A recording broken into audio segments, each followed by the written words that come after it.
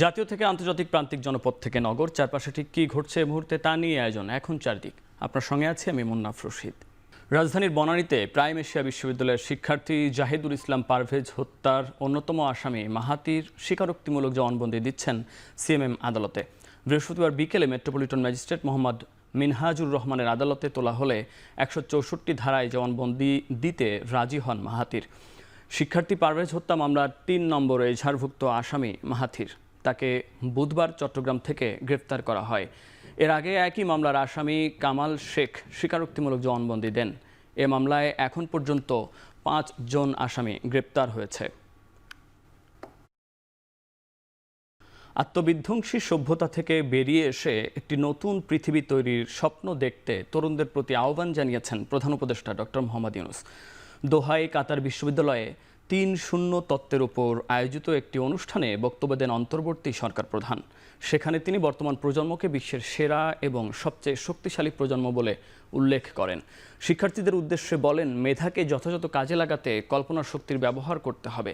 বর্তমান সভ্যতাকে আত্মবিনাশী আখ্যা দিয়ে অধ্যাপক ইউনূস বলেন, এ সভ্যতা শুধু বিশ্বজুড়ে বর্জ্য তৈরি করছে। এ সময় পৃথিবী জুড়ে কার্বন নিঃসরণ, দারিদ্র্য এবং বেকারত্ব শূন্যে আনতে তরুণদের প্রতি আহ্বান জানান তিনি।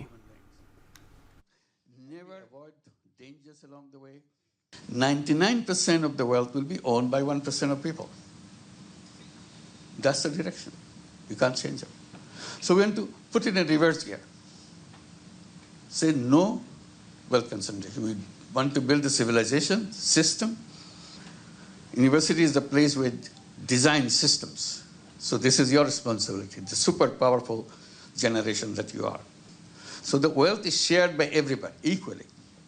By the system, not government order, by not some theory, not by some, because it's automatic, it will do that in a way, it happens. বাংলাদেশের সুষ্ঠু ও অংশগ্রহণমূলক নির্বাচনের জন্য সব ধরনের সহায়তা দেবে অস্ট্রেলিয়া।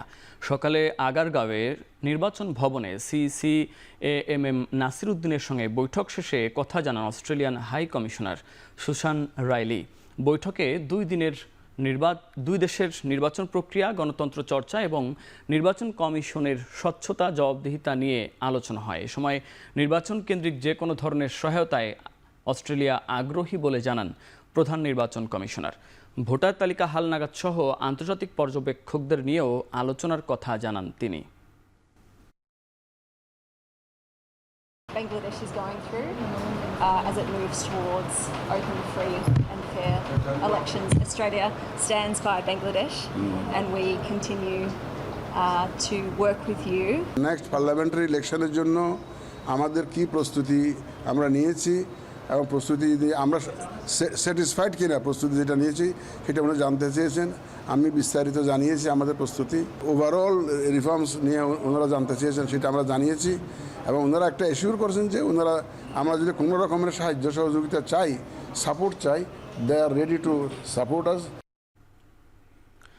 ঢাকা দক্ষিণ সিটি কর্পোরেশনের মেয়র হিসেবে নির্বাচনী ট্রাইব্যুনালের রায় পাওয়ার পর গেজেটের ব্যাপারে জানতে প্রধান নির্বাচন কমিশনের সাথে সাক্ষাৎ করেছেন ইশরাক হোসেন। দুপুরে নির্বাচন কমিশন ভবনে সিইসির সাথে সাক্ষাৎ শেষে ইশরাক জানান, গেল 15 এপ্রিল রায়ের কপি পেয়েছে ইসি। কপি পর 10 কার্যদিবসের মধ্যে গেজেট প্রকাশের বাধ্যবাধকতা রয়েছে। সেই হিসাবে আগামী মঙ্গলবার এর সময় শেষ হবে। গেজেট প্রকাশের পর আইনজীবী প্যানেল নিয়ে বিস্তারিত জানানোর কথা জানান তিনি।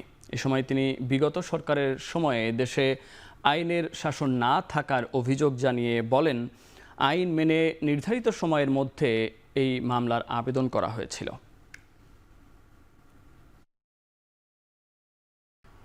কুয়েট ভিসির অব্যাহতির খুশিতে আনন্দ মিছিল করছেন শিক্ষার্থীরা। এর আগে সকালে ভিসির অব্যাহতির খবরে টানা 57 ঘন্টার অনশন ভেঙে উল্লাসে মাতেন তারা। এ নিয়ে বিস্তারিত জানাতে কুয়েট ক্যাম্পাস থেকে যুক্ত হচ্ছেন সহকর্মী রামিম চৌধুরী।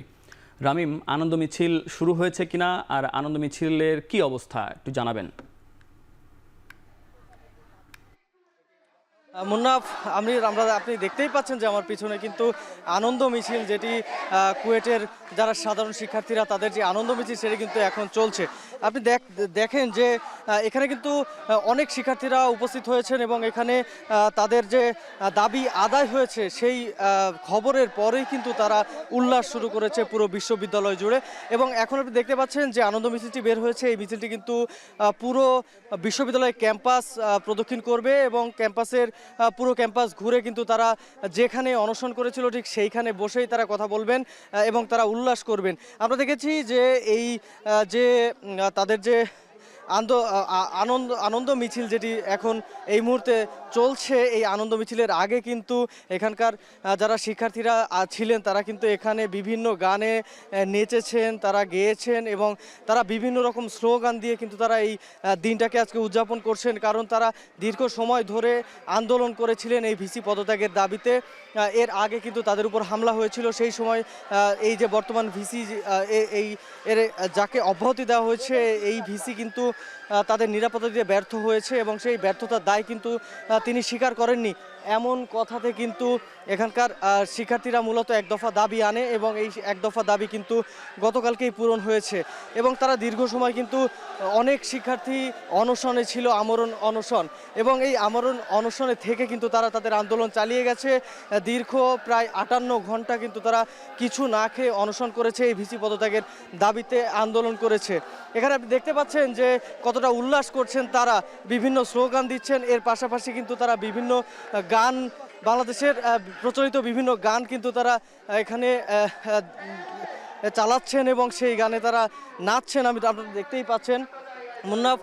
এর আগে কিন্তু আমরা দেখেছি যে সকাল থেকেই শিক্ষার্থীরা বিশ্ববিদ্যালয়ের যারা রয়েছেন তারা কিন্তু এখানকার যে দুর্বার বাংলা চত্বর রয়েছে সেখানে এসেছিল এবং সেখানে এসে কিন্তু তারা পতাকা হাতে তারা কিন্তু উল্লাস করেছে এবং এই দুর্বার বাংলা চত্বরে বেশ কয়েকজন শিক্ষার্থী কিন্তু পতাকা তুলে তারা স্লোগানও দিয়েছে। অনেক শিক্ষার্থীদের সাথে আমরা কথা বলেছি, তারা যেটি আমাদের বলেছেন যে শিক্ষার্থীরা কিন্তু চাই যে খুব দ্রুতই এই যে বিশ্ববিদ্যালয়ের শিক্ষা কার্যক্রম সেটি যেন দ্রুতই শুরু হয় এবং এই যে বর্তমান যে ভিসির যে কার্যক্রমগুলো ছিল এটা যেন বাংলাদেশের আর কোনো বিশ্ববিদ্যালয়ে যেন না হয়, যেন শিক্ষার্থীদের যেন এরকম আন্দোলন যেন না করা লাগে, এমন কথাই কিন্তু এখানকার শিক্ষার্থীরা বলছেন।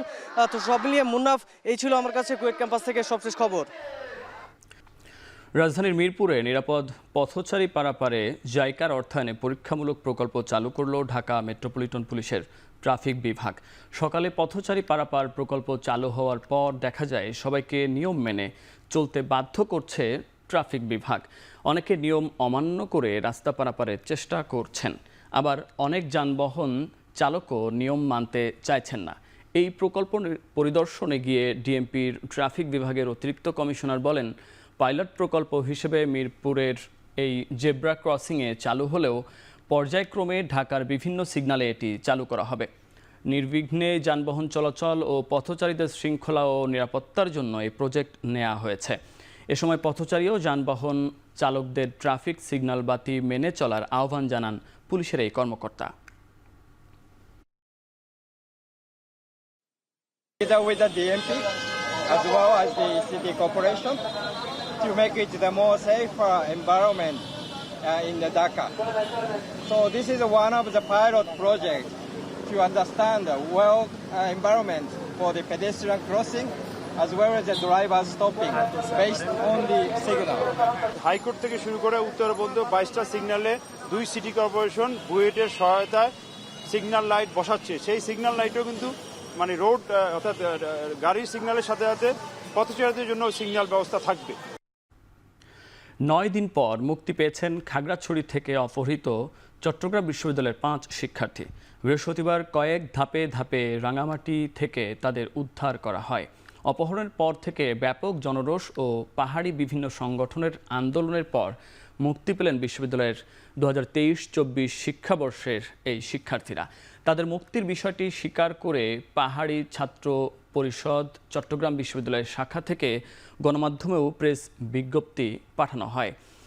বিজ্ঞপ্তিতে অপহৃত চবি পিসিপি সদস্য রিশন চাকমা সহ চট্টগ্রাম বিশ্ববিদ্যালয়ের 5 শিক্ষার্থীর মুক্তি পাওয়ার বিষয়টি নিশ্চিত করার পাশাপাশি সংশ্লিষ্ট সবার প্রতি কৃতজ্ঞতা প্রকাশ করা হয়। গত 16 এপ্রিল সকালে খাগড়াছড়ির সদরের গিরিফুল এলাকা থেকে তাদের অপহরণ করা হয়।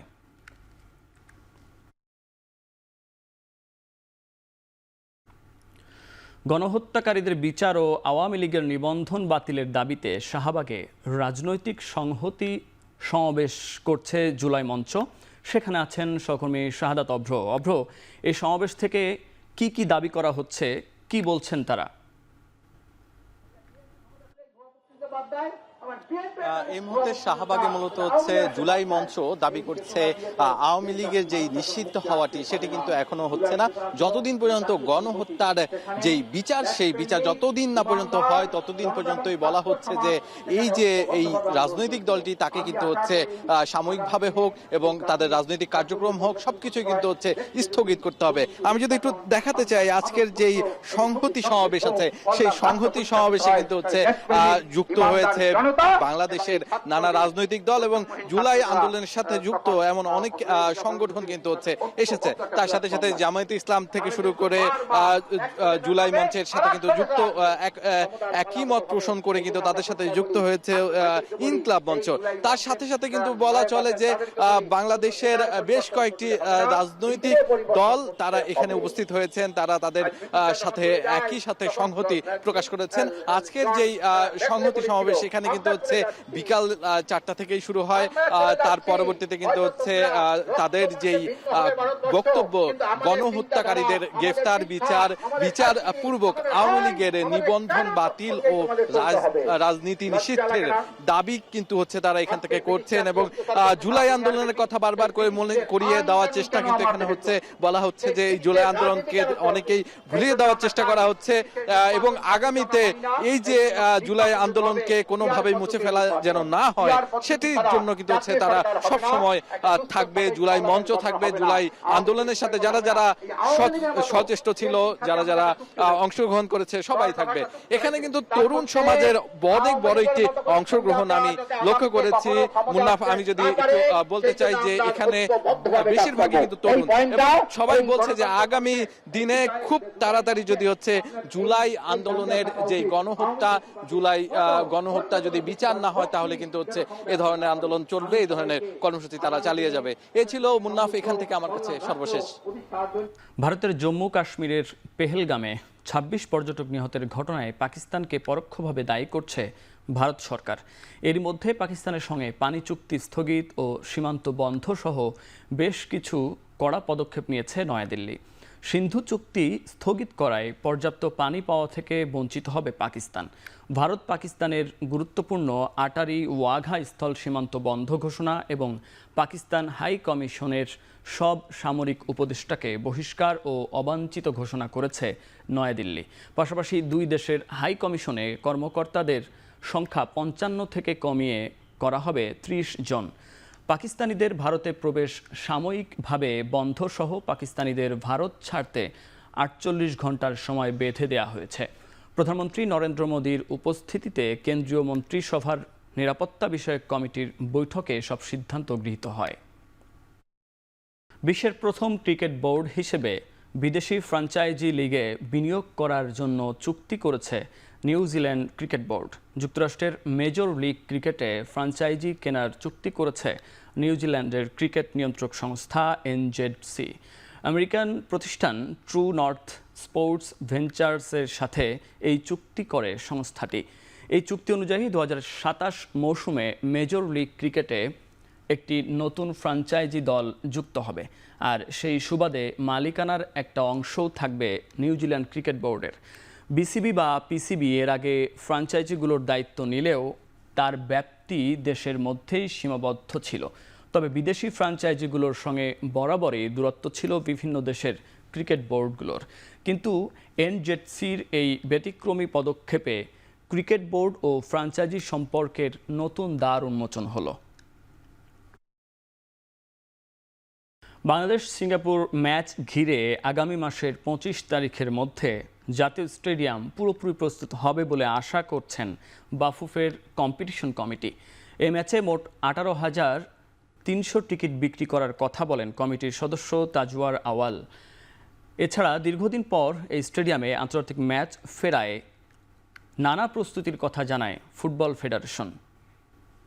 আমাদের প্রক্রিয়া চলমান থাকবে যেন আমরা ডিসকাশনের মাধ্যমে কাজগুলি 22 তারিখের ভিতরে ইনশাল্লাহ শেষ করে মাঠকে রেডি করে ফেলতে পারি জুনের 10 তারিখের জন্য। ফ্রি কোনো টিকিট দেওয়া হবে না কাউকে, আমরা সবাইকে সেল করব, সবাইকে একই মর্যাদা দিব, সবাইকে ইকুয়ালভাবে ট্রিট করব, but category wise pricing set হবে, ক্যাটাগরি ওয়াইজ টিকিট সেল হবে।